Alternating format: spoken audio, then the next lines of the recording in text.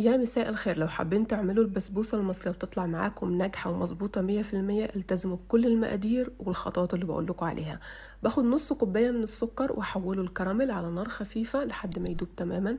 عليها نص كوباية من السمنة، ولازم تكون سمنة بلدي أو نوع كويس. نص كوباية من الحليب واربع معالق من جوز الهند، وده اختياري تقدر تلغيه لو مش حباه. معلقتين من العسل، وخلي الخليط ده على نار خفيفة جدا لحد ما تفك كل التكتلات اللي هتحصل فيه. كوبايتين من السميد، شايفين درجة خشونة السميد؟ لازم يكون سميد البسبوسة. هضيف عليها الخليط وهو سخن واقلبه لحد ما يختفي السميد بس.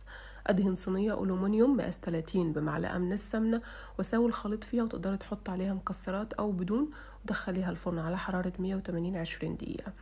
الشربات بيكون شربات خفيف، كوباية ونص من السكر مع كوباية ونص من المية، عصرة ليمون، وغليهم 5 دقايق، ونسقي بيهم البسبوسة وهي سخنة والشربات سخن، وقدموها بعد ما تبرد. خطيرة.